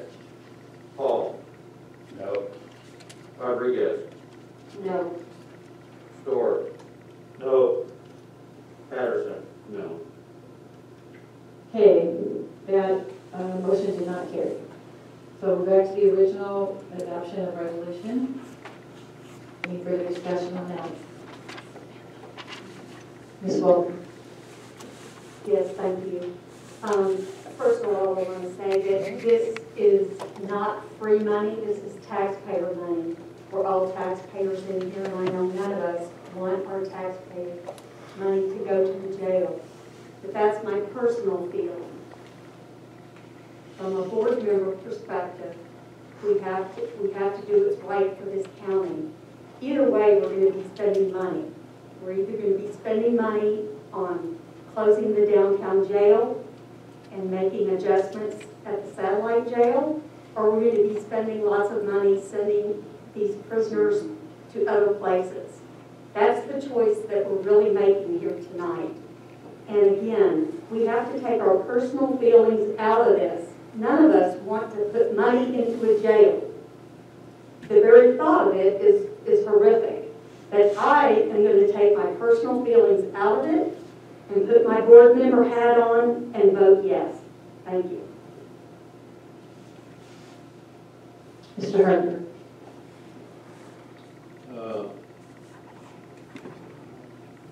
I've been here listening to all this for years. I say this 100 times. Mr. Summers called me yesterday. I was doing field work, and I was dead set against this. But after listening to this is the start in the right direction. As usual, I think this county's doing everything half. I won't use the last word of that terminology. And to the letter by Ms. Chenoweth that we need to have public meetings on this. It needs to be in public. This has been in the public for 9 years, Danielle. Yes. Pull your head out and listen. This is a major issue this county has to take care of. So, as I said, I was dead set against this, the way it was done, but I will be supporting this. Thank you. Ms. Carter? So I just wanted to ask the sheriff, one of the ladies that spoke, she said there was 9 $5 million that was taken in bonds in 2019 and 2020? Okay, what did those funds go? I can't speak to the bonds because the circuit clerk has the bonds. Okay. Yeah, so I didn't even know the amount related to. Okay, so you're aware of the gun violence that we have in our community. And I think my problem is, you are separating the shooters. There's conflict between the shooters. Have you ever thought about programs including conflict resolution that would maybe, why these guys are incarcerated, that they can come to some kind of truce, that maybe when they are released, that there wouldn't be so much tension in our streets? Have you ever thought of anything like that? Yes, ma'am. Okay.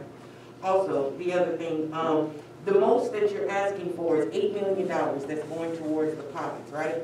But if we're looking into January 2023, when the No Bond Act takes effect, I don't understand why there were a request for so many beds when we're going to be looking at a decline of how many beds would be needed, because there wouldn't be a bond.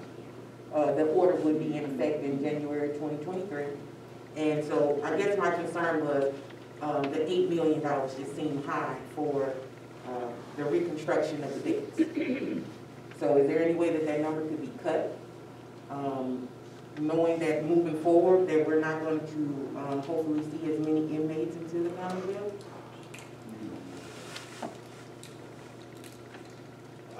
First off, if I'm understanding your question correctly, to build the 2 pods, I think it's more than $8 million. Is it where you?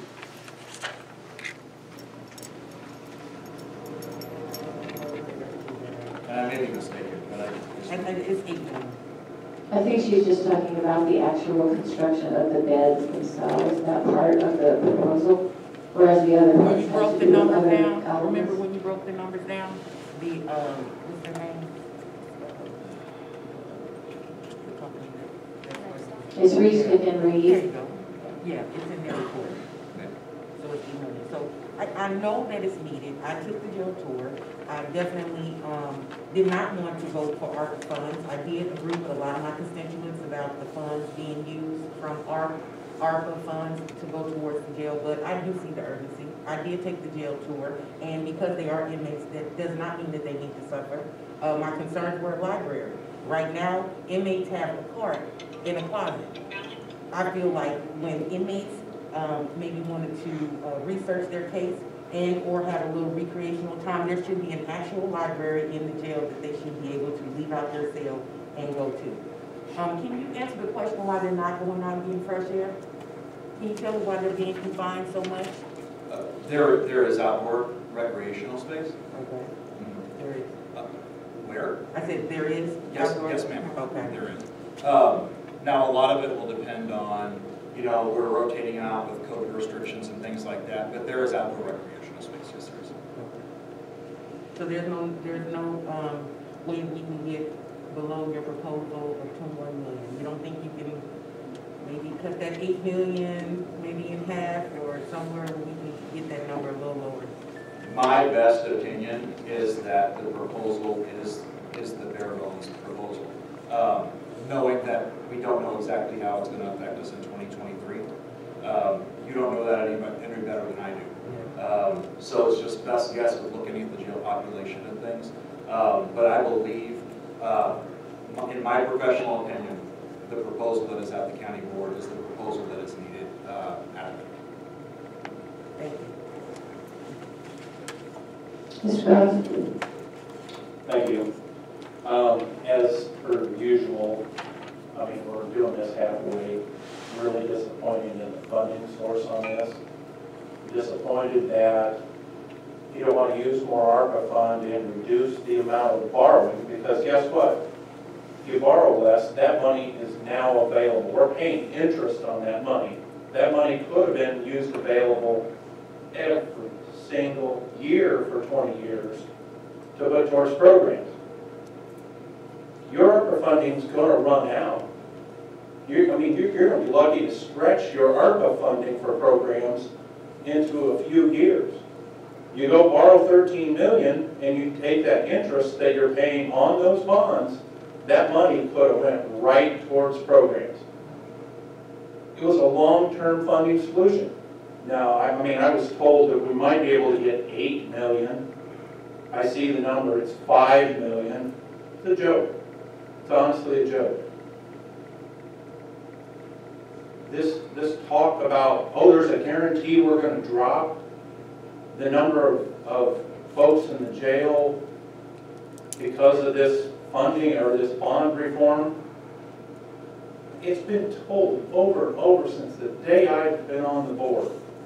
We've already made a lot of those changes. We're not holding people in jail. Otis isn't sitting in the drunk tank for weeks on end. We don't do that anymore. We're trying to get around, especially with COVID. We really want them out of the jail because we know that when we put people close together, it's not safe. It's a joke that you chose to do this and look at the short term once again, halfway funded it, and then took bonding to put on the backs of the taxpayers, and you could have taken that same money that comes from public safety sales tax, and it could have went right to the programs for 20 years. And you chose to take ARPA funding that might get you 3. I don't want to hear you come back to me and tell me how wonderful the programs were for 3 years, and then you want to ask for more money. You had the opportunity right now to have the funding, but you chose to take the short-sighted view of this, and you're not going to have the money after 3 years. So I've said my piece. I will support it because we've got to do something in this jail. That downtown jail is despicable. It should be closed.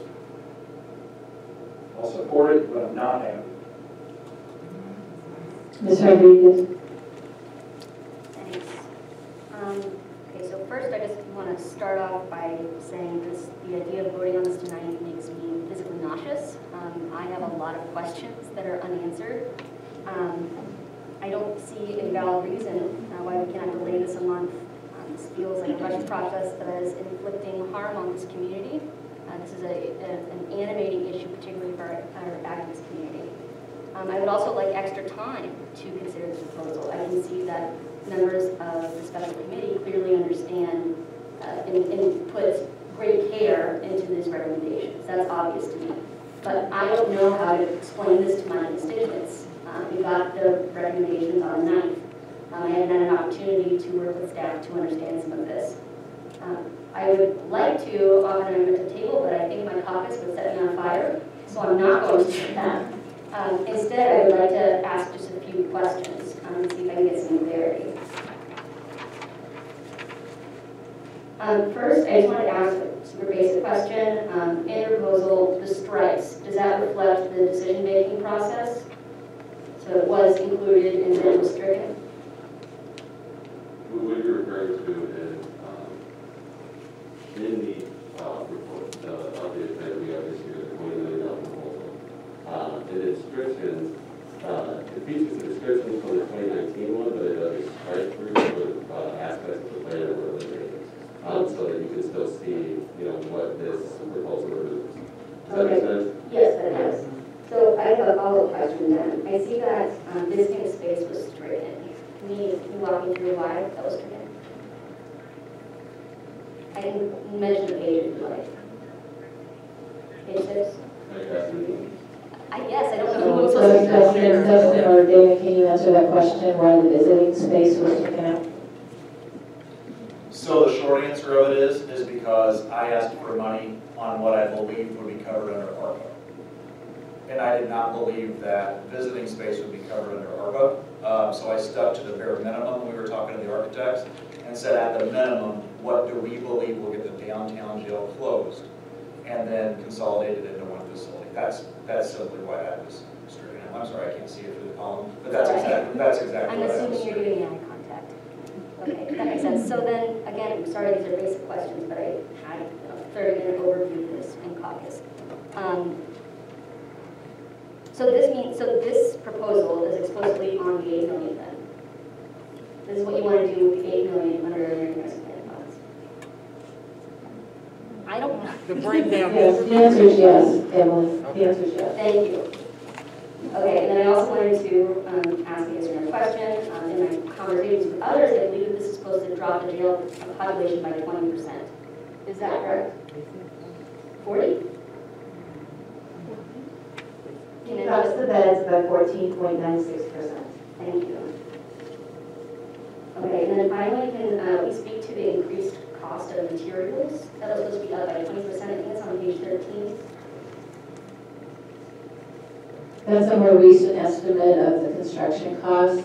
Maybe you can talk a little more about that, you have details, but whenever we do these, we've been doing these for several years, and the original estimate that was given by the architect was updated with more recent cost estimates. I might have further, but I'm okay with that. Ms. Michaels? Just very quickly, to allude to a little bit about what Mr. Rodriguez was saying. My point was going to be that once again, coming from a family and a spouse that has been in the construction industry for years, materials are ridiculous if we can even get them. So the longer we wait, the more we postpone this, the worse it's going to get, and we're not going to help anybody or anything. So that was my point. Mr. President. Mr. Rodriguez, I'd like to shed some light on one of your comments about the jail committee spending a lot of time detailing this, and I would disagree. I don't know if it was the move of the chair of that committee, but the resolution that's being presented to you tonight was actually written 2 days before the meeting, with very little discussion, and then it was handed to another member of your caucus to read. It was voted on and approved, not by myself, but I don't think it had real discussion, and I think that the chair decided to craft that on his own and set it out and get it approved. And as a committee member, that's how I feel. I don't feel like there was a lot of collaboration, so to speak. Mr. Patterson. I guess to respond to that briefly, the recommendation of the committee was made up of, at previous meetings we were given different options. We were shown the jail plan at the first meeting. The second meeting we were given different funding options, and what this recommendation reflects is just selecting from the options we were given. If you didn't understand it, you should ask the questions. Ms. Hurtado.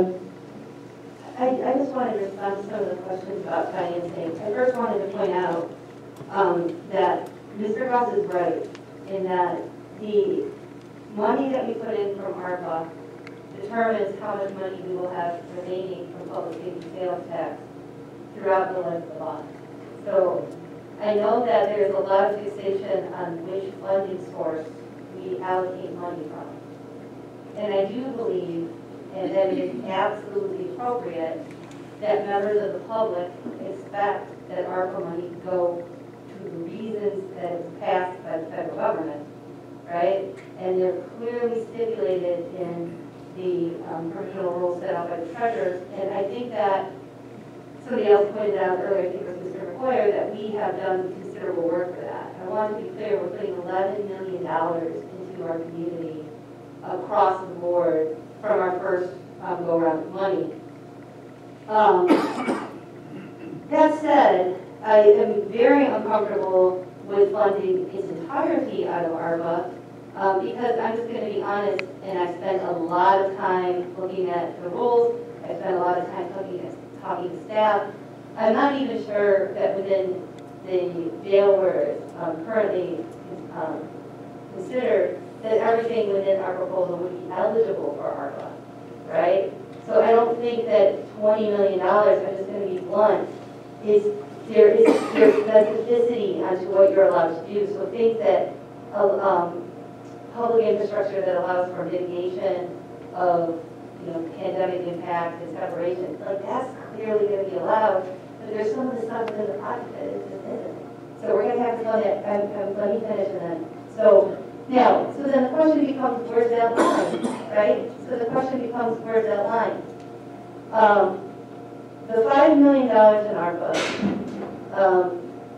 and I mean, I personally could probably be convinced to put more ARPA into it. But the $5 million in ARPA seems to be where that I've had productive conversations about, and it allows for at least $600,000 in all years in remaining public safety sales tax. And we need to recognize that there's a lot of other things that we need to address. We need to address the sheriff's office. We need to address space for the clerk in public defender's office. We have a tremendously big court technology system that I'm going to be honest, I don't kind of understand. I just know it's going to cost us millions of dollars that's out there. And in terms of programming, the one thing that the county has not done that we need to do, and I'm saying this to the sheriff's office, the state's attorneys, and the judges, is that, like, I, in preparation for this, reread every single study that has been done about the jail, and the one consistent thing in terms of internal county services that we have not done in a robust way and has been recommended for 12 years now is pretrial services. And if we, as Mr. Goss said, if we don't use any ARPA money, there's literally no money left. If we completely bond this out, then our public safety sales tax is wiped out until 2028 for the other bonds that we have out there from top. So if you said to me, are you totally think that $600,000 a year is good enough in flexibility from public safety sales tax? And it's right on the edge, you know what I'm saying? But I really wouldn't be comfortable with going any lower. And I think that it's clear that the ARPA money is allowed to provide better health and separation within the jail, and that we're not going to get in trouble down the road for that. So I could live with the $5 million. It puts us in a better position than if we didn't do any, right? And I think that, as several people have said, compromise is what it's going to take. Like, literally, I've had people from every side of the political spectrum tell me that this is a terrible plan. And then the last thing I want to say, and then I promise I'm not going to talk any more than that, I don't think, but I wanted to say this. There's people from the public here that spoke today that mean an incredible great deal to me. People that I have organized with and thought with and sat in living rooms with and talked about these issues with, right? Read books with and thought hard about these things with. I have so much respect for Danielle and Stuart and Mark and Karen and Brian and all of these folks who've done this work. And I totally understand that you disagree. And I respect that you disagree. And I forgot to mention Dottie and Melvin. I totally respect that you disagree. I understand that you disagree with my opinion. I want you to know that what you've said has informed how I've thought about this. And I hope that we can continue, those of you that are still in the room, to work together. But I want to say, because I think sometimes it's sort of been implied that I've had some sort of tense relationships with any of the people. No, like, the hours I spent talking with Danielle for the last couple of weeks made me think, understand the bail reform bill harder. We came to different conclusions about what it's going to do, but it was meaningful to me.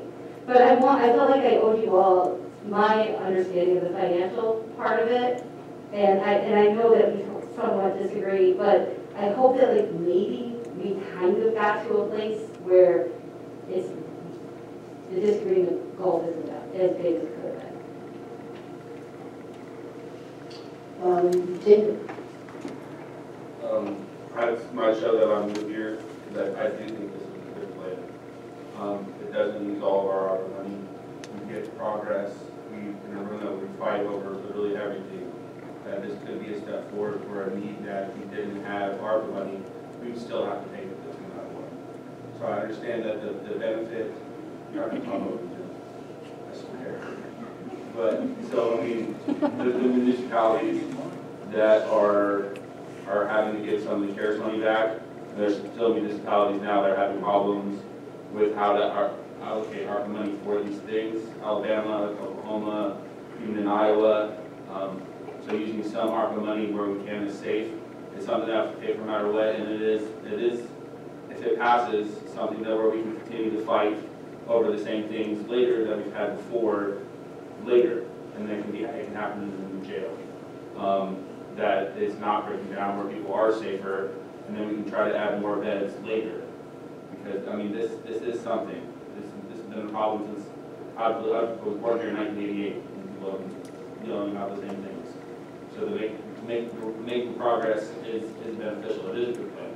Something's getting done, and I think we should support it. Mr. Sargent has spoken yet. Thank you. First, I do want to thank everyone who came tonight, everyone who sent me an email, everyone who tried to call me on the phone about this. I have the same problem that Mary King does. I can't do it every day at work, and I had literally 20 minutes between leaving work and coming here today. I'm wearing my Ramon shirt and my Pierce sweater. The discussion in our caucus and the discussion with the public that we've heard tonight, this is a vote to start to move forward on something that when I first ran for Tenant Board in 2008 was a topic. Mr. Paul is right, this has been going on for a long time. Everyone has said it's been going on for a long time. This is the first solid concrete step I've seen where we can move forward and do something. And it seems like we have some consensus on both sides of the aisle, which is a wonderful thing in this room to have, and doesn't often happen. There will be multiple opportunities for the public to come to talk about what we do. This is to get the process started, finally, to get a plan that will have time for comment, to direct people to do things like Mr. Store wants, like Samantha wants, like everybody wants on all sides, and to help our sheriff finally have a facility that maybe is certainly better in that downtown jail can go away. And I will support it. I'm comfortable with the amount of work we're putting in now because, like Mr. Paul, Stephanie says, this is money that goes to things that is clearly covered in ARPA.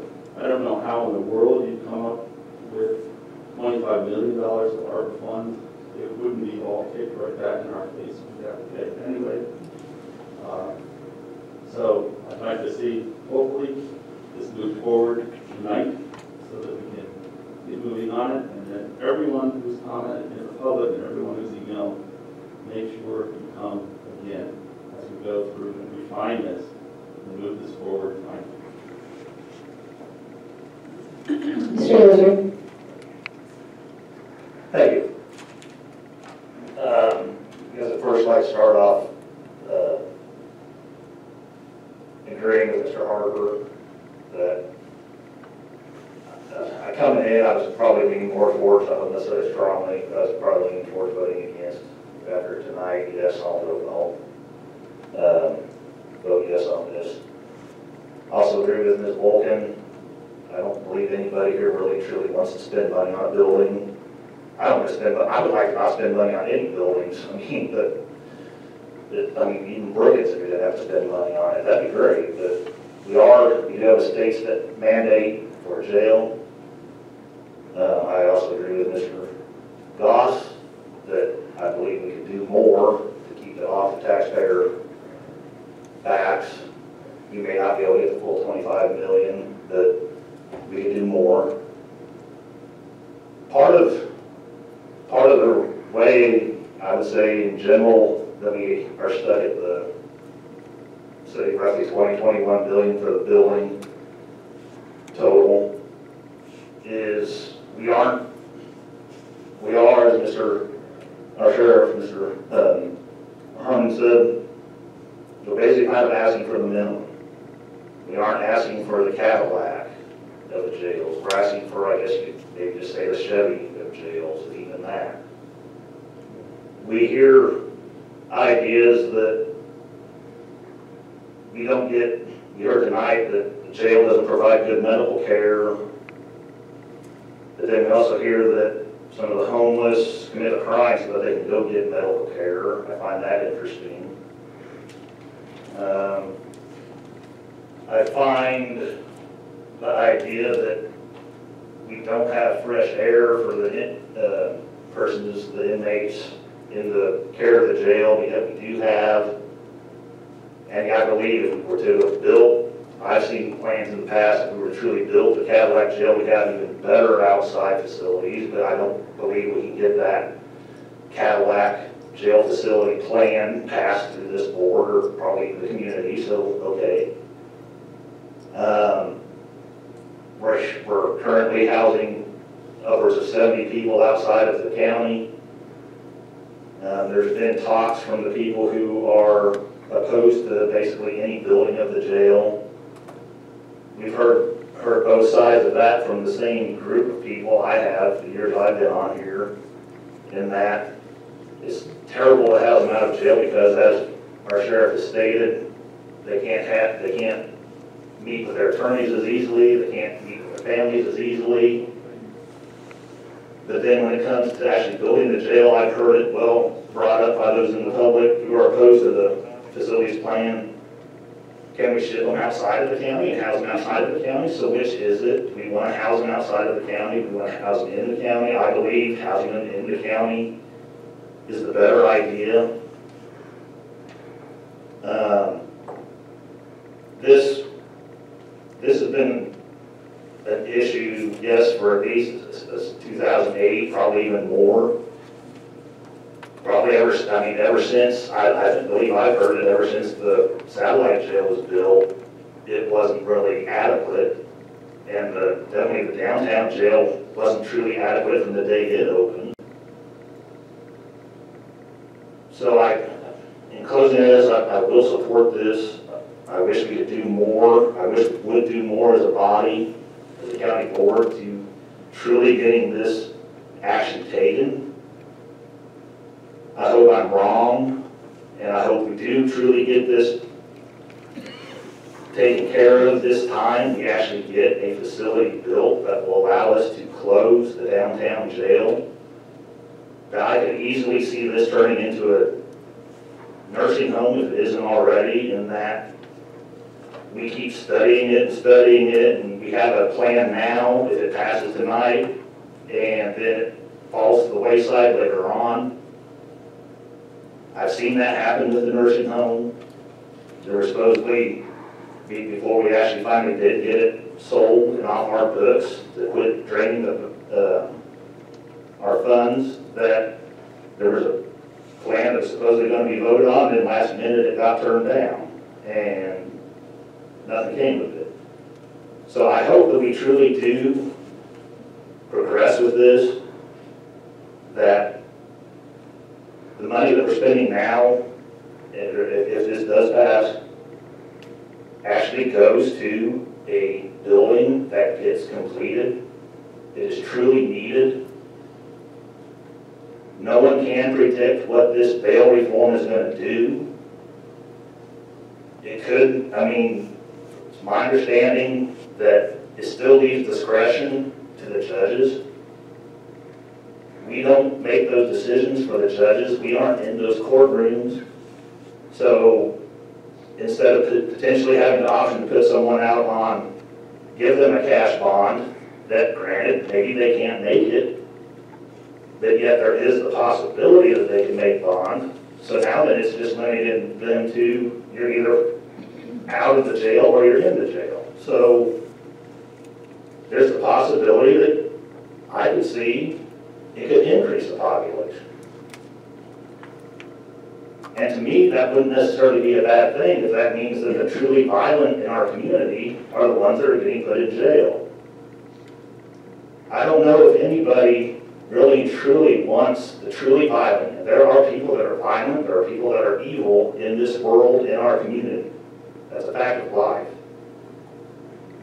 And to me, some of these people, I'm sorry, they have committed maybe not their first offense, their second, but yet then again, depending on what they have done,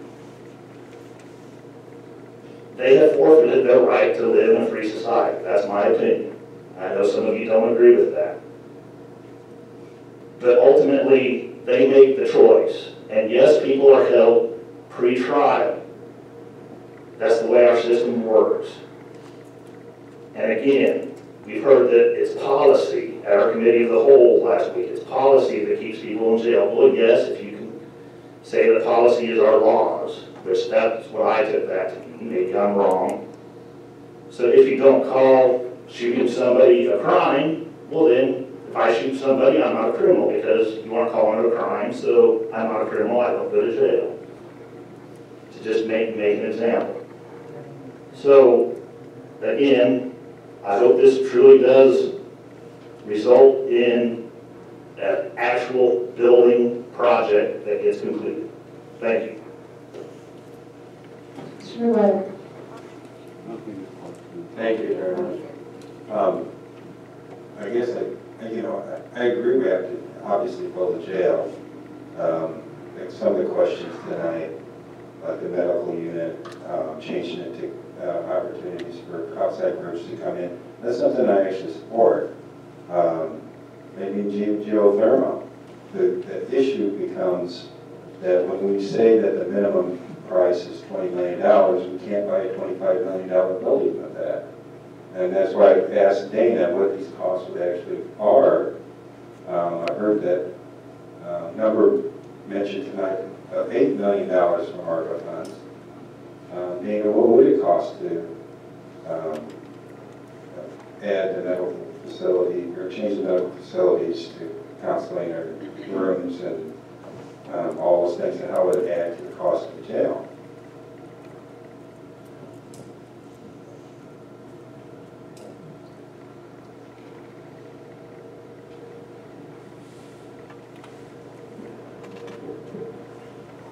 Unfortunately, I can't give you that number yet. There is some renovation for creating a mental area in the new proposal. That was part of the sheriff. This is the minimum that would be necessary for this to move forward and consolidate facilities. I also mentioned about the There's actually two questions, because we're adding the cost of the geothermal, which is over $1 million.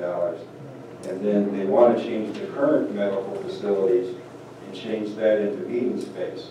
Now that's an additional cost, as I understand it, from the minimum. That's in the plan. That's in the, Yeah, it's crossed out. That's it.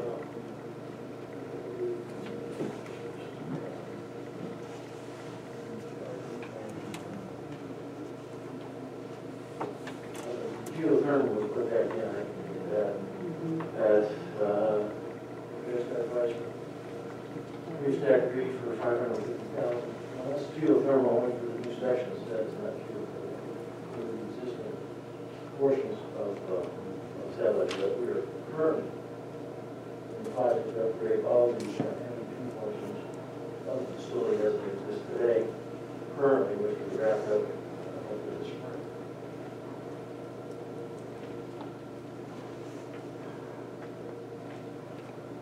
Ms. Stroh? Oh, Ms. Lodge, sorry. I just have a quick question or clarification. I wanted to make sure, and I know this is the case, confirmation for myself that Ms. Larson is very involved in the process of overseeing the ARPA funds that would be going towards the jail, providing an itemized list. I guess it would be providing with the runner to make sure that we know what is going where so that we're not running into any unfortunate situations where we could be forced to return money because we're not spending it properly. Again, just wanted to confirm that that's the plan moving forward.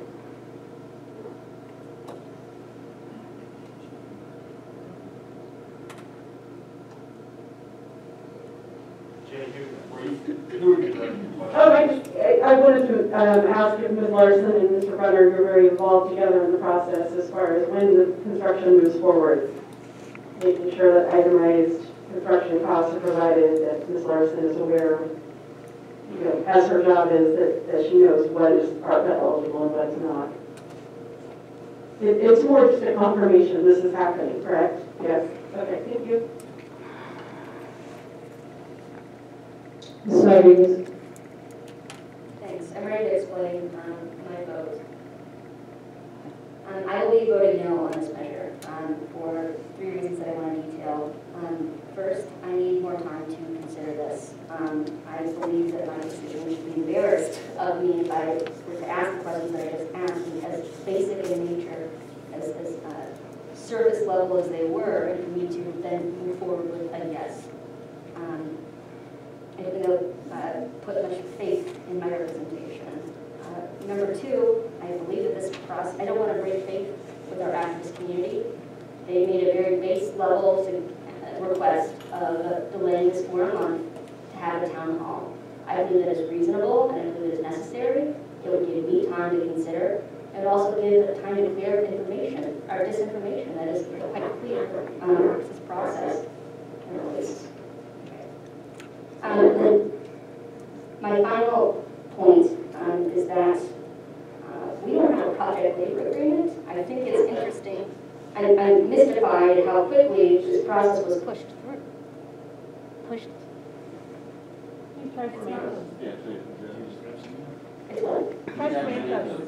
Okay, now it's working. All right, we'll see. Cross your fingers. I'm mystified by just how quickly this caucus moved to put this proposal forward.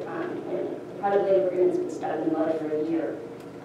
I will not be voting to endorse any building funding without a solid start on the project labor agreement. That's where I'm at. Thanks. Can I just give? Ms. Carter? Can I just give one more thing, clarify, sorry. Harper, oh no, not Harper, I'm sorry.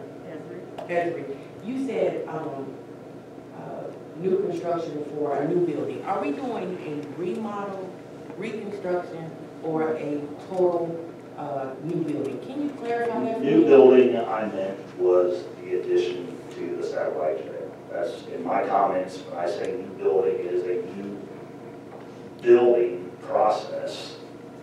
It's not an entirely new building, but it's a new building. You could say add on to a new building. It's an addition. Okay. It's not a standalone new building, no. Okay, I think we might be ready to vote at this point. So let's move forward. The motion on the table is to adopt the proposal from the Jail Facilities Committee with the slight additions to the numbers which I messed up on. So it will be 20,401,488 is the final number. Pardon? 20 million, sorry, I said that. 20,401,488. And including the items that were mentioned for the geothermal, the transition of the programming space, and the other kinds of things that were already proposed. So that is the motion on the table. Those in favor? Aye. Those opposed? No. Okay, that motion carries. All right, we can move on now to the next item, which is item A, the annual renewal of the recreation and entertainment license for Gordyville. Can I get a motion? So moved, Michael. Thank you, Ms. Michaels. Second? Second.